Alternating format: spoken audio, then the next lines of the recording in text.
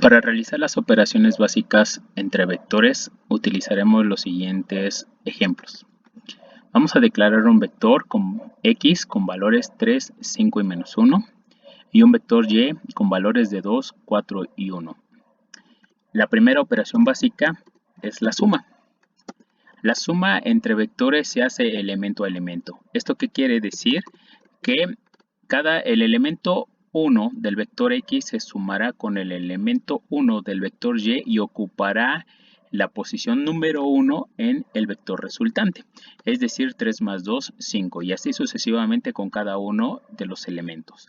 Entonces, ejemplo, res es igual a x más y. Veamos, 3 más 2, 5, 5 más 4, 9, menos 1 más 1, 0.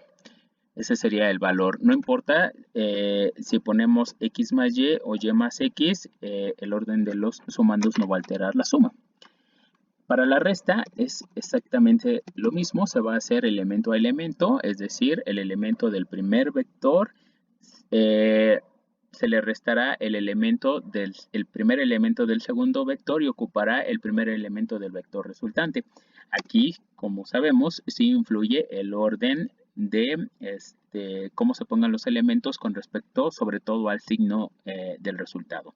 Entonces, res va a ser igual a x menos y. Recordemos, nos dan valores de 1, 1 y 2. Recordemos que tenemos 3 menos 2, 1, 5 menos 4, 1 y menos 1 nos da menos 2. Y nos daría nos debería de dar los mismos resultados, simplemente que con signo contrario si ponemos y menos x. ¿Ok? La siguiente es la multiplicación. Aquí necesitamos tener cuidado. ¿Por qué? Porque la multiplicación en MATLAB se ejecuta como si fuera una multiplicación de matrices. Recordemos que para que una multiplicación de matrices se pueda realizar, el número de columnas de x, en este caso de nuestro vector x, deberá ser igual al número de filas de y. Si vemos los tamaños, el número de columnas de x es 3 y el número de filas de y es 1, por lo tanto si tratamos de hacer la multiplicación tradicional, es decir, x por y, nos va a marcar un error. ¿Ok? Incluso aquí nos dice que necesitamos empezar a utilizar el operador punto si lo que queremos hacer es una multiplicación elemento a elemento. Entonces, recordemos, tenemos los valores de x, tenemos los valores de y para corregir ese error. Y entonces, si vamos a hacer una multiplicación elemento a elemento, entonces lo que tenemos que hacer es poner x punto por y entonces se efectuará la multiplicación elemento a elemento. 3 por 2, 6, 5 por 4, 20 y menos 1 por 1, menos 1. ¿Ok?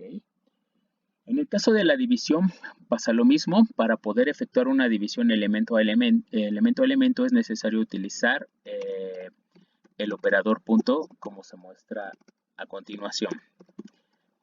Entonces, si yo quiero dividir x entre y, tengo que poner x punto entre y para poder hacer la operación. ¿Ok?